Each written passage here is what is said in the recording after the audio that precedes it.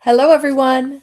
Have you ever opened a reading lesson with your ESL student, started on page one, and then realized almost immediately that they were overwhelmed? Maybe there were too many words. Maybe they didn't understand the topic. Maybe they could read the words out loud, but they weren't really understanding the story. So, today I want to show you one simple reading strategy that can make a big difference before your student even starts reading, and it's called preview and predict. And after that, I'll walk you through how to use it. I'll show you how the strategy fits beautifully with the new Reader's Library inside Florentis Learning. So welcome. My name's Megan. For those of you who are new to the channel, if you're here and watching, just drop a note in the chat. I'd love to say hello and know where you're joining us from. And if you're catching the replay, let me know. Type replay. I create ready-to-teach ESL curriculum and resources and teaching tools for online and classroom teachers who work with young English learners. And on this channel, I share practical teaching tips, curriculum walkthroughs, and ideas to save you prep time while still giving your students high-quality, engaging lessons. So if you're teaching ESL online or you're building your own independent teaching business, make sure to subscribe so you don't miss future videos. So, reading lessons can be really tricky with young ESL learners because reading is not just decoding words. I have many students who read the words on the page absolutely beautifully. And it's like, oh, yes, this is great. They read through it, and their parents are like, they can read. And I'm like, they don't understand anything. They need to be able to understand the topic, connect the ideas, notice the pictures, follow a sequence, and make meaning from what they read. And for English learners, this can feel like a lot at once. And so that's why I like using the system where we preview first and we predict what's going to happen before we even read. And this helps students really activate what they know and build interest in the story and feel more confident before they begin. Instead of dropping them straight into page one of the text, we give them a bit of a map so that their brain knows what's going to come next. So today, we're going to talk about how that strategy works. Preview and predict is a pre-reading strategy. And before reading, students look at the full text and they take a short look at the book, the page, the story, or a passage, and they're ready to go. So let me just hide these things. All right. So, why really do students struggle with reading? So, in some cases, there's just too many words. There's too many unfamiliar vocabulary words. They aren't really sure what they all mean, and it's just a little bit of an overload. Sometimes the topic might be unfamiliar. So, if they're learning about something, particularly when we start getting into history topics, science topics, topics that are pollution, environmental topics, topics that are a little bit higher level, if we don't give students time to build these roadmaps in their brain, then it does actually become harder to succeed. And so we also sometimes have they are and I know my Chinese students, most of them are really awesome at this. They can read any word I put in front of them. I put a word there, they can read it. And but they don't understand this point of the story because they don't necessarily have a frame of reference. I read a story this morning with one of my students. Well, it was an article. It was nonfiction. And it was about the Titanic and shipwrecks. And it was a super interesting article. But when I asked him to retell the story, and this is after we had sort of done some preview, looking at the pictures, talking about what we thought it was going to be about. You know, he understood that it was a ship. He understood that it was a shipwreck. He understood that it had sank, all of those things. But when we started to really get into it, there were a lot of words that were new for him. And having him retell that story became really challenging. And so if students start cold with no warm-up or preparation, they're lost right from line one. And that really is hard, right? You're starting off already lost. So the strategy really is this: preview first. So we're going to look at the title. What topic or story does the title hint at? Every single word can help to spark curiosity. And the image that you see here on the screen is actually one of the new stories in the Reader's Library from Florentis Learning. And this one is actually written to go with our level 4 hobbies unit. And so it is certainly, considers words that they've already known, And when first started making these stories, it was really because I finished a unit and one of my students was still confused. I'm like, yeah, they didn't do as well on that assessment as I really would like them to do. I really didn't feel it was very strong. And so I wanted to do something more. And so instead of reviewing a lesson, I was like, okay, well, I need a story, I need a book, but I wanted something that was still tied to what we've been learning. And so I created one, and that was the first one released. But now it's grown. I think I've got about 16 of them up there, and they're fun to write and they're fun to do. And so I'll keep adding to them. But once they've identified the title, right? Look at the pictures and the characters. Like right here in this one, we see, okay, well, there's maybe a grandmother and her grandson. And what are they doing? We can also see just above the title there, it is covering a little bit. There's some yarn, maybe some knitting needles. There's a box with something in it. And we know that it's Arlo's new hobby. So we can guess maybe the boy's name is Arlo, and maybe he's going to learn a new hobby. But we can then start to flip through the pages, and you don't need to spend a lot of time, but just flip through. And sometimes they'll see a few familiar words, any of those things. There might be, if it's a nonfiction text, then look at the headings and the captions and look at the first sentence or the first page, and then ask them to make a prediction. So what is the story about? So they might say in this case, and depends on their level, right? Like if you're doing this with a pre-A1 student, they might, and there's a dog on the cover, they're going to say, it's about a dog, right? Maybe there's a dog and a person, and maybe they don't get the title. Maybe they don't quite understand that the dog is lost or whatever, but they're going to try to put this together. They might say, there's a girl and she's in the park, right? Um, but you also can get into feelings, right? So how do the characters feel? What do you think is going to happen? And with your older students, getting them to use that pattern of I think. The prediction doesn't need to be perfect. And the goal isn't to guess the whole story. The goal is just to get them thinking before they start to read. And even for our very youngest learners, a simple prediction is valuable because it gets them using language. So if you're watching, have you done this? Do you do a preview predict technique in your classes? How does it go? Let me know in the comments. What is your favorite question to ask when you're doing preview and predict? So here are some prompts that can make it work, right? You don't need a script, but you do need to have in your head ready to use some reliable questions that work. What do you see in the picture? Who is in the picture? Where are they? What words do you already know?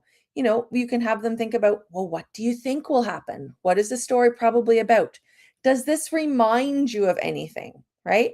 And give them some sentence frames to respond. Things like I think helps them learn how to make that language of prediction. So this works because it activates prior knowledge. And the students connect their new content to what they already know. And now when they're reading with this purpose. They're reading to see, oh, was my prediction right? Right? Is this correct?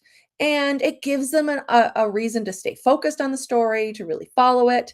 But it also helps to reduce that overwhelm. It's like, oh, I know what the story's about. I know what I'm going to read. It's okay that I don't know some of these words. I'm going to ask my teacher. But it also boosts the engagement. They get curious. They want to find out, was I right? Did I guess right? And this isn't just a warm up activity. There is research behind this that this does work. It reduces anxiety, it increases comprehension, it keeps students engaged from start to finish. And for you, you might say, oh, well, it's very simple and straightforward. But for your student, it is a really important thing to do. So you're going to show the text or the cover. You're going to ask your questions. The student predicts, and then you read and check. This does not take long, 2 to 3 minutes maybe at the start of a reading activity, but it does pay dividends throughout the whole lesson. For your beginner students, you've already probably taught them, what do you see? So they know how to use that sentence prompt, I see, right? They probably know he is, she is, they are. And you can also even talk about the colors in the picture, or you can talk about, are they happy? Are they sad? So certainly tailor your questions, these asking prompts to what works for students. at the level that they're at. But we really want this to be a classroom habit. So if you do it once and you're like, meh, it sort of worked, you need to actually do it every time you go to read. And the reason is the student comes to predict that, to expect that, but they also get really good at it. They get better at making predictions. They get better at noticing things when they're previewing the book. And it just is a more effective strategy if you actually make it a habit. You can also keep like a prediction log, right? Maybe you've got a student's notebook and you can then see, maybe you only write it down once a month, but if you look back at sort of those predictions, you can see when they move from single word to full sentences, when they started using I think, when they started noticing more sophisticated things about the reading. And so this does work for every single level. So just because they might be a more advanced student doesn't mean that this isn't a valuable task to do. It certainly is. When you're working with pre-A1 with your beginners, focus just on the pictures, right? Accept one-word answers, accept them circling things on the picture, right? The goal at this point is engagement. When you then move into your elementary students, these are your A1, your A2 level students, then you want them to be able to read the title. You want them to look for words. And there's no reason they can't learn to use I think consistently at this point. With your more intermediate learners, then you want more detailed predictions. Why do you think that? Right? Don't just give them, oh, well, I think this. Why? What are the clues? What gave you the hints that this is actually right? And this can be very, very, very effective. If you've got a lower level student, offer choices. Do you think they're going to the zoo or are they going to the park? Right? Do you think the girl is happy or is she worried? Right? Is the story funny or scary? And we now take our students from passive readers into active readers who are starting to interact with the text. And this works really, really well for English learners because it really does lower the pressure. It helps to really boost this confidence, right? A lot of students feel nervous when they see this page full of English. They might, if we preview it first, then they might realize, oh, I know some of this, right? I recognize the topic. They might recognize a character if it's a character they've seen in a book before. They might see familiar vocabulary. Okay, I can read this. This is easy, right? They might understand the pictures and they might be able to guess what's happening next. It gives them a starting point because they're now reading with comprehension, right? They're reading with a purpose. And they'll want to know, right? Am I right? Right? Did the character do what I said they were going to do? In one of the units, Our World, which is a level 3 unit right at the end. And some of you have probably taught that unit from Florentis. And it really is about this magical globe, and you rub the globe and you go to different continents and they do different things. And in every single lesson, there is a question about predicting what's going to happen next. Like, it's the same characters through the whole entire unit and they go to different places. So where are they going next? And my students are continuously telling me that they're going to China. And at some point in time, they do actually go to China. But then when they say they're going to China, I'm like, well, what should they do there? It gets them talking as well, right? You get this really rich conversation over a book or a story that might not be particularly long. And so in terms of sort of takeaways, and I'm going to jump into the demo and show you one of the books or two of the books from Florentis. You want to preview first.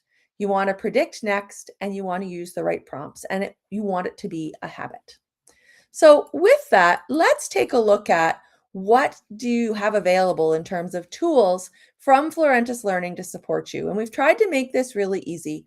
So everyone who is watching and anyone who's catching the replay, you can hop right over now if you want to florentislearning.ca and check out the Readers Library. And I'll drop the link in the chat for everyone, and I'll make sure it's linked in the description of the video.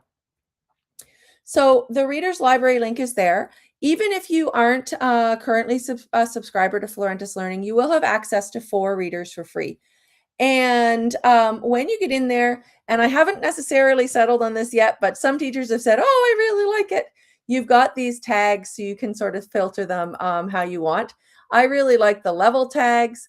I'm not necessarily committed yet to the topic tags, but I've been told that people like it. So let me know what you think and whether that is something you like. So as you can see, I'm just going to sort of bring it up as all, and I'll just sort of scroll through. We've got park, farm, house, eating, right? Where is my dog? That's a lost dog book. Day at the mall, shopping, cinemas, the Four Seasons. We have, which goes well with the weather and seasons and sort of clothes for all weather unit in level 2. There's one about cooking together. There's one about the weekend. And this actually, Mia's Fun Weekend was my very first book. And Bobby's Four Seasons was for one of my students named Bobby, who was really struggling with, just needed some extra practice. We've got a mission to Mars, Arlo's new hobby. That was because a teacher actually asked me for something for the hobbies unit. And knitting, of course, is becoming really popular. And I figured, okay, well, knitting with grandma is a good thing.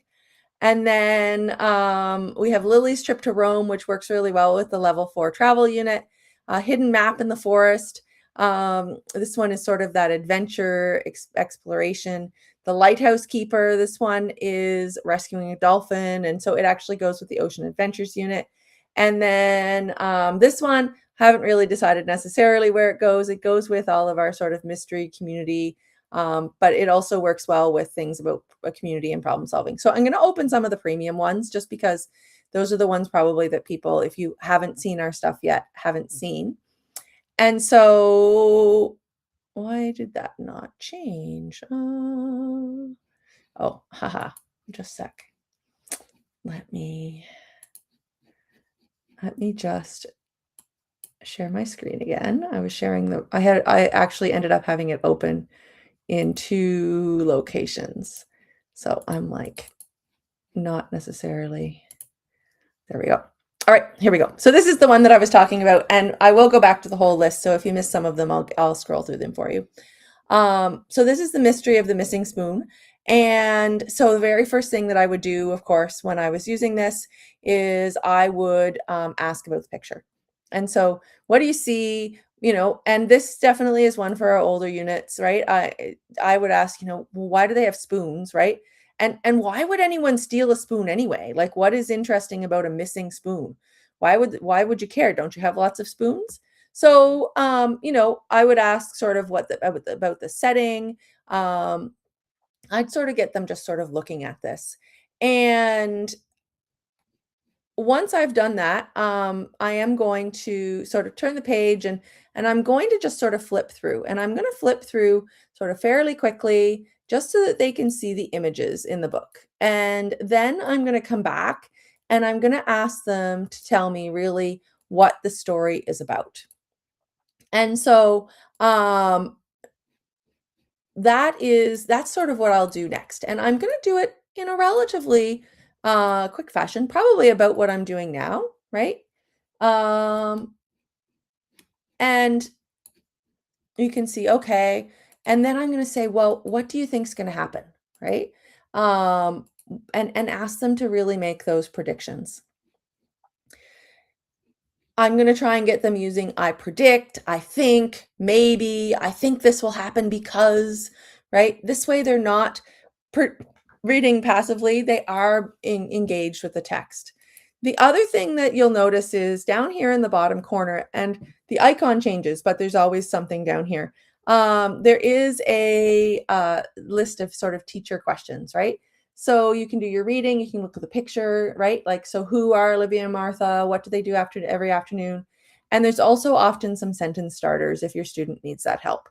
And so sometimes I'll just open it quickly, glance at it, and close it if I don't want the students reading the questions and I want them to practice listening comprehension. But other times I leave it up on screen with the sentence starters for the students so that they have those clues.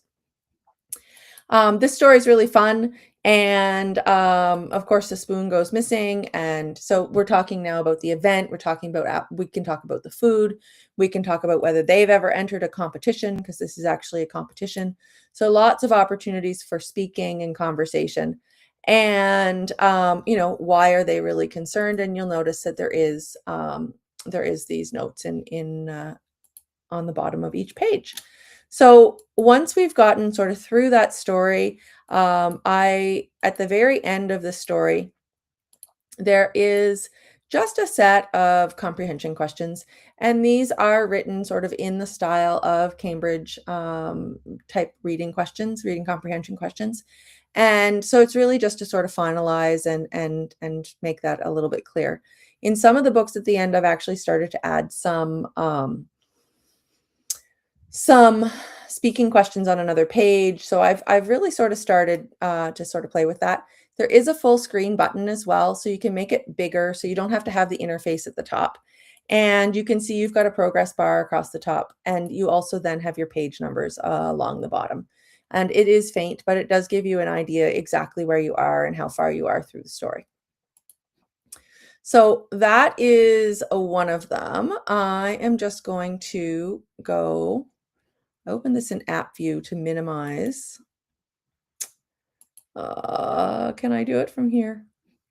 I have to add it to the menu, which is on my list of things to do for everyone. So, okay, I can't easily get back because I opened it in app view. That was not a good plan.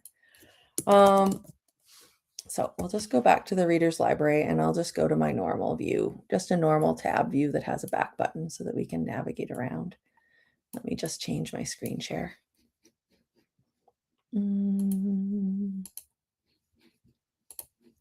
Okay. I was trying to be all clever here today with reduced infrastructure at the top to minimize it. But anyway, so here's our sort of our list of things. Again, we can pick and choose. And it does automatically adjust to your screen. So I just made it a little bit wider for everyone, and it's sort of a bit of a pain on my restream, but I'm just going to make it narrow. So you can, if it's wider, you'll see 4, otherwise you'll see 3 or 2 or stack them. And let's just grab sort of another one. So that was more of our advanced ones. Let's take a look at a lower level one, but let's go with Bobby's 4 Seasons.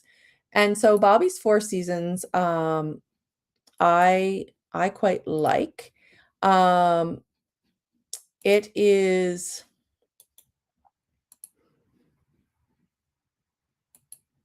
there we go. It's loading for us.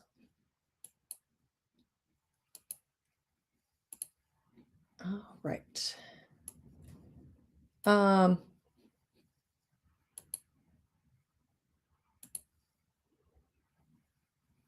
Okay, what did I do?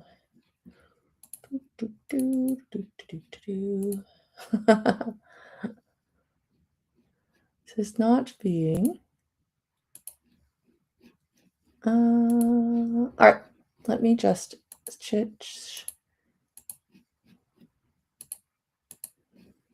I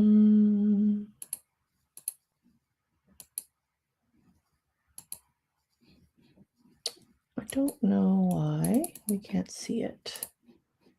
There we go. Okay, fixed. Sorry about that. It's just lagging, I think, and now it's catching up with me. All right, let's go back to this one. And we'll just go here. Okay. I can't get back to my book.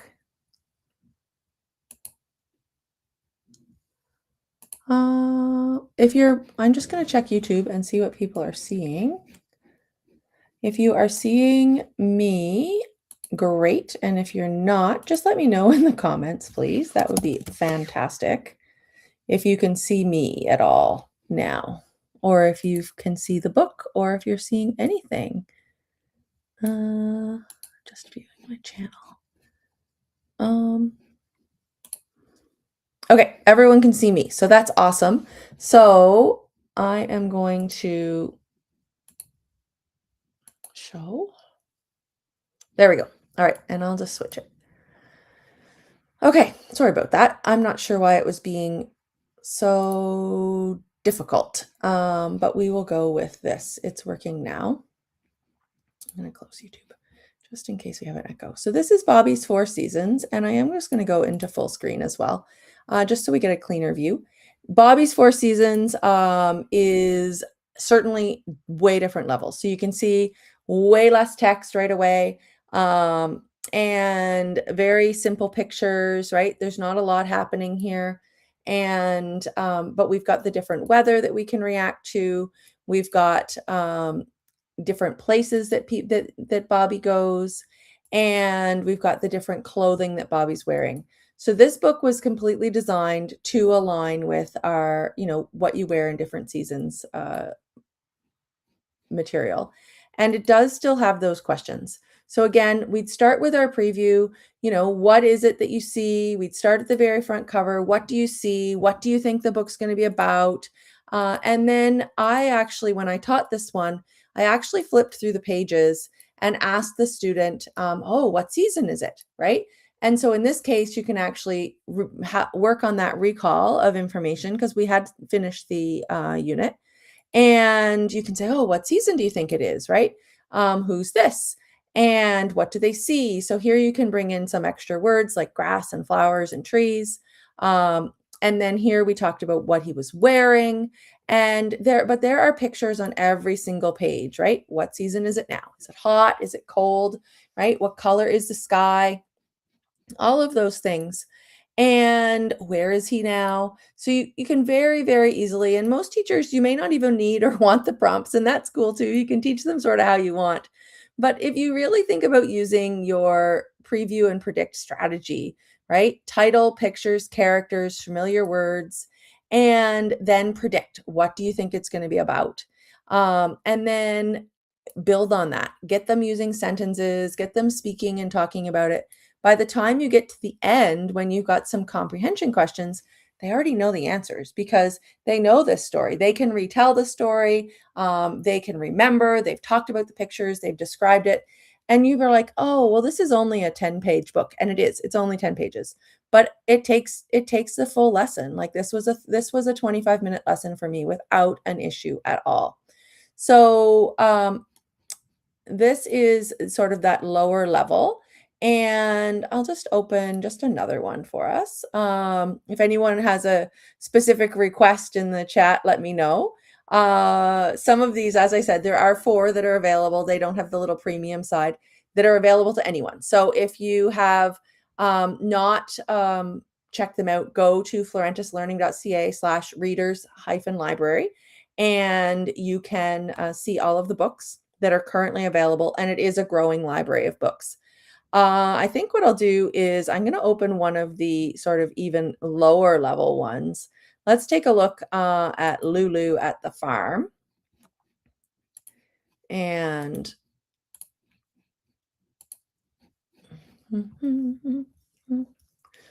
let Lulu load.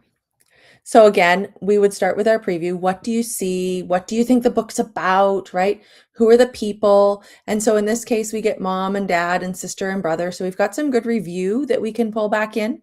And then I'm going to put it into full screen mode because it's just a better experience for everyone. And then what do you see, right? Where is Lulu? Right? And then we can get through, and this one you'll see, look, I see a cow, one cow.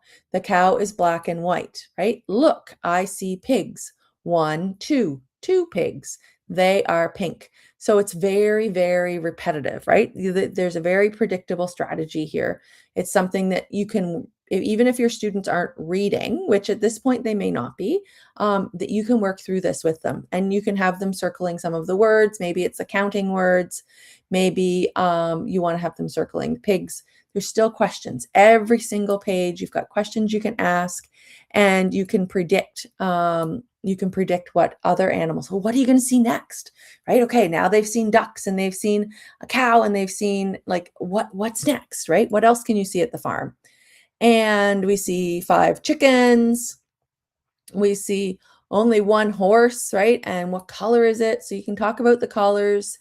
We see a donkey and we see some goats. If Jillian's watching, these goats were for her. She's got a goat farm. And so I decided the book needed goats.